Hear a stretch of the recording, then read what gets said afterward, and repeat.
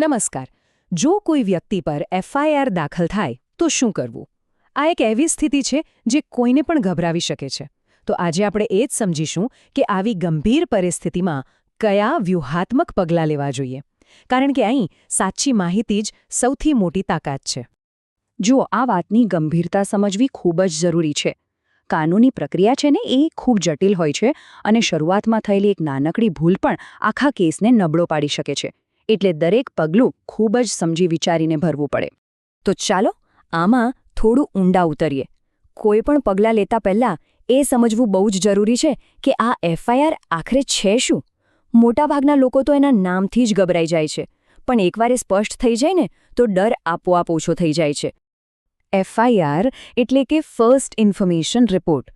સાવ સાદા શબ્દોમાં કહીએ તો આ પોલીસ પાસે કોઈના વિરુદ્ધ નોંધાયેલી પહેલી ઓફિશિયલ ફરિયાદ છે. આ બીજું કંઈ નહીં પણ એ વાતનો સંકેત છે કે હવે કાયદાકીય તપાસ શરૂ થશે. અને આ સૌથી અગત્યની વાત છે જે મગજમાં બરાબર બેસાડી દેવા જેવી છે. એફઆઈઆર ફાઇલ થઈ એનો મતલબ એ બિલકુલ નથી કે કોઈ દોષી સાબિત થઈ ગયું. ના, એ તો માત્ર એક આરોપ છે જેની હવે તપાસ થશે. યાદ રાખજો, આ પ્રક્રિયાની શરૂઆત છે, અંતિમ ચુકાદો નથી. તો હવે જ્યારે એ સ્પષ્ટ થઈ ગયું છે કે એફઆઈઆર શું છે, તો ચાલો હવે એક ચોક્કસ એક્શન પ્લાન પર આવીએ. આ એવી પરિસ્થિતિ છે જેને કાબૂમાં લેવા માટે તરત જ આ 5 જરૂરી પગલાં લેવા પડે.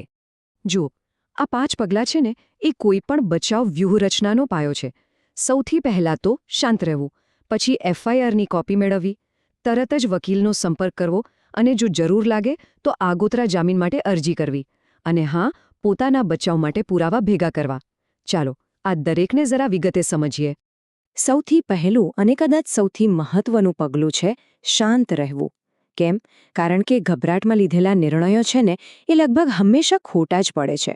જેમ કે પોલીસથી ડરીને ભાગી જવું કે પછી ગભરાઈને કંઈકનું કંઈક બોલી દેવું. શાંત મગજ હશે તો જ સ્પષ્ટ રીતે વિચારી શકાશે અને સાચી રણનીતિ બનાવી શકાશે. મન શાંત થાય એટલે તરત જ બીજું કામ છે એફઆઈઆરની કોપી મેળવવાનું.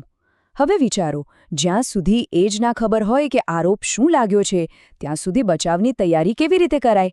એટલે આ કોપી મેળવવી એ કોઈ ઓપ્શન નથી, પણ બચાવની રણનીતિનું પહેલું અને ફરજિયાત પગલું છે. એનાથી જ કેસની દિશા સ્પષ્ટ થશે. અને આ એક ગોલ્ડન રૂલ યાદ રાખી લેજો. ક્યારેય પણ પોલીસનો સામનો એકલા ન કરવો.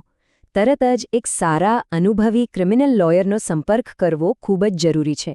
વકીલ માત્ર કાનૂની સલાહ નથી આપતા, પણ આ મુશ્કેલ સમયમાં ઢાલ બનીને સાથે ઊભા રહે છે.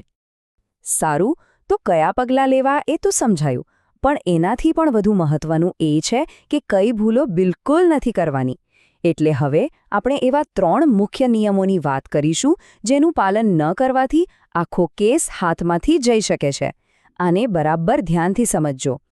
સૌથી પહેલી અને સૌથી મોટી ભૂલ જે લોકો કરે છે, પોલીસથી ભાગવો. હા, ડર લાગે સ્વાભાવિક છે, પણ ભાગવાથી પરિસ્થિતિ સુધરતી નથી, ઉલટાની બગડે છે. કાયદાની નજરમાં ભાગી જવું એ ગુનો કબૂલ કરવા બરાબર ગણાઈ શકે છે અને એનાથી કેસ ખૂબ જ નબળો પડી જાય છે. બીજી મોટી ભૂલ, પોલીસને ખોટું નિવેદન આપવું. એક વાત યાદ રાખજો, જે પણ બોલાય છે એ બધું જ રેકોર્ડ પર લેવાય છે. જો કોઈ ખોટું બોલતા પકડાઈ જાય તો એમની વિશ્વસનીયતા ત્યાં જ ખતમ થઈ જાય છે અને ખબર પણ ના પડે એમ સામેવાળાના કેસને મજબૂત બનાવી દે છે. અને ત્રીજી, આજના ડિજિટલ જમાનાની સૌથી કોમન ભૂલ, કેસ વિશે સોશિયલ મીડિયા પર લખવું. ગુસ્સામાં આવીને કે પછી પોતાની સફાઈ આપવા માટે લખેલી કોઈપણ પોસ્ટ, ફોટો કે કમેન્ટ, આ બધું જ કાનૂની કાર્યવાહીમાં વિરુદ્ધ પુરાવા તરીકે વપરાઈ શકે છે. એટલે આ ભૂલ તો ક્યારેય નહીં. આ ભૂલો ટાળવાની સાથે સાથે પોતાના કાનૂની અધિકારોની જાણકારી હોવી એ પણ એક બહુ મોટું હથિયાર છે. કાયદો આરોપી તરીકે અમુક મૂળભૂત સુરક્ષા આપે છે અને એના વિશે જાણવું ખૂબ જરૂરી છે. તો ચાલો કાયદાએ આપેલા કેટલાક મૂળભૂત રક્ષણ વિશે જાણીએ. જેમ કે પોતાની પસંદગીના વકીલ રોકવાનો પૂરેપૂરો અધિકાર છે. ધરપકડ કરતા પહેલાં પોલીસ એનું કારણ જણાવવા બંધાયેલી છે. એટલું જ નહીં, કાયદામાં મહિલાઓની ધરપકડ અને પૂછપરછ માટે પણ ખાસ નિયમો છે. આ કોઈ મહેરબાની નથી, આ કાયદાકીય હક છે. તો આ બધી વાતનો સાર એ જ છે કે આ પરિસ્થિતિને એક મુસીબત તરીકે નહીં પણ એક કાનૂની પ્રોસેસ તરીકે જોવી જોઈએ અને દરેક પ્રોસેસને યોગ્ય સ્ટ્રેટેજીથી પાર કરી શકાય છે. અહીં ચાવી ગભરાટ નથી પણ ઠંડા મગજે કરેલી તૈયારી છે અને એ જ સફળતા અપાવશે. આ એક વાત હંમેશા યાદ રાખવા જેવી છે, FIR એ વાર્તાનો અંત નથી, એ તો કાનૂની લડાઈની શરૂઆત છે અને સાચી વ્યૂહરચના, યોગ્ય માર્ગદર્શન અને ધીરજથી આ પ્રક્રિયામાંથી સફળતાપૂર્વક બહાર નીકળી શકાય છે. અને અંતમાં એક સવાલ સાથે આ વાત પૂરી કરીએ. આ બધી જાણકારી પછી શું કોઈ પણ વ્યક્તિ હવે આ કાનૂની પ્રક્રિયાનો સામનો કરવા માટે માનસિક અને વ્યૂહાત્મક રીતે વધુ તૈયાર અનુભવી શકે છે? કારણ કે આ સવાલનો જવાબ જ આગળની દિશા અને પરિણામ નક્કી કરશે.